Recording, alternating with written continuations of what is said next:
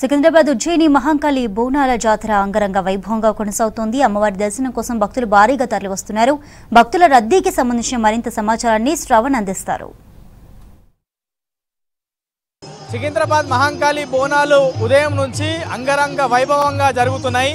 ఉదయం 8:30 రాష్ట్ర ముఖ్యమంత్రి రేవంత్ రెడ్డితో పాటు హైదరాబాద్ ఇన్ఛార్జ్ మంత్రి పొన్నం ప్రభాకర్ దర్శించుకుని మొక్కులు చెల్లించుకున్నారు. అంతకన్నా ముందే ఉదయం తెల్లవారుజామున 3 గంటలకు రాష్ట్ర ప్రభుత్వం తరఫున పట్టు వస్త్రాలను పొన్నం ప్రభాకర్ కుటుంబ సమేతంగా వచ్చి సమర్పించారు. దాని తర్వాత ఉదయం నుంచి భక్తులకు సంబంధించినటువంటి సంఖ్య పెద్ద సంఖ్యలో కనిపిస్తూ ఉంది. దాదాపుగా 6 క్యూ లైన్లను ఏర్పాటు చేసింది రాష్ట్ర ప్రభుత్వం.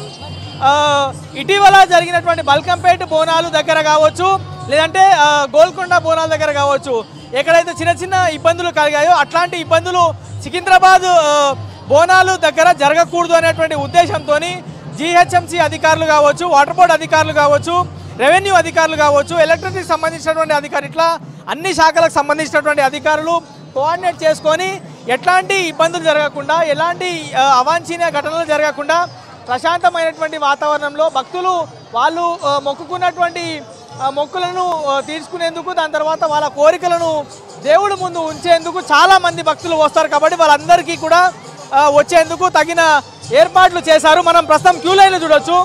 గుడి ముందు ఇటువైపు 2 క్యూ లైన్లు ఏర్పాటు చేశారు.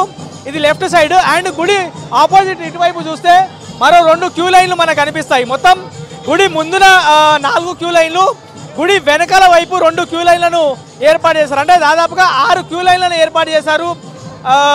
మనము చూస్తున్నటువంటి సంఖ్య వేలాది మంది వస్తున్నారని చెప్పే ప్రయత్నం చేస్తున్నా, కానీ గుడికి సంబంధించినటువంటి అధికారులు అఫీషియల్ డాటా చెప్పాల్సి ఉంది. 8 లక్షల మంది ఉదయం నుంచి భక్తులు వచ్చి అమ్మవారిని దర్శించుకున్నారు అనేటువంటి ఇన్ఫర్మేషన్ వాళ్ళు ఇవ్వాల్సి ఉంది. ఇక జనం బాగా వస్తారు కాబట్టి దాదాపుగా 500 మంది శానిటేషన్ వర్కర్లతో చెత్త ఏమీ రాకుండా ఉండేందుకు, ఎప్పటికప్పుడు ఊడ్చేందుకు ప్రత్యేకంగా 500 మంది వర్కర్లు, 50 మంది సూపర్వైజర్లు అండ్ జనముకి అత్యవసరంగా టాయిలెట్స్ అవసరం పడతాయి కాబట్టి దాదాపుగా 150 టాయిలెట్స్లను అధికారులు ఏర్పాటు చేశారు.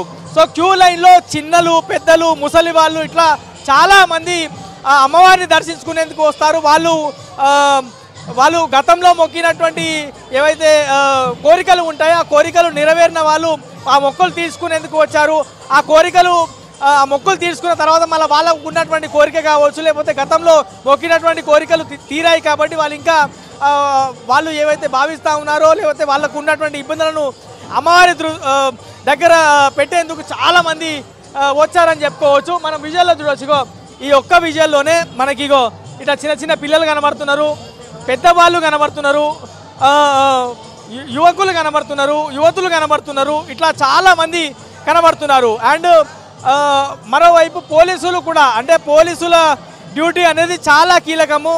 ఎట్లాంటి ఇబ్బందులు రాకుండా ఉండేందుకు జనంని ఎప్పటికప్పుడు ప్రశాంతంగా ముందుకు తీసుకువెళ్ళేందుకు ప్రశాంతమైనటువంటి వాతావరణంలోనే ఉదయం నుంచి బోనాలు జరిగాయి అనేది మనం చెప్పొచ్చు. శివతత్తుల కోసం ప్రత్యేకమైనటువంటి రూట్స్ కూడా ఏర్పాటు చేసినటువంటి పరిస్థితి. శివసత్తులు వచ్చి మొక్కులు సమర్పించేందుకు, బోనాలు సమర్పించేందుకు వస్తూ ఉన్నారు. దాని తర్వాత భక్తులు వచ్చేందుకు, మహిళలు వచ్చేందుకు, వృద్ధులు వచ్చేందుకు, ఇట్లా ప్రతి ఒక్కరిని కూడా వచ్చే వాళ్ళకి తొందరగా దర్శనం చేపించి పంపించేటువంటి ప్రయత్నం అధికారులు చేశారని చెప్పుకోవచ్చు. GHMC, water board, revenue, electricity, police ఈ అన్ని శాఖల్లో కోఆర్డినేట్ చేసుకొని ఇప్పటివరకు ఎట్లాంటి ఇబ్బందులు రాకుండా ప్రశాంతమైనటువంటి వాతావరణంలోనే బోనాలు జరుగుతున్నాయి అనేది చెప్పవచ్చు.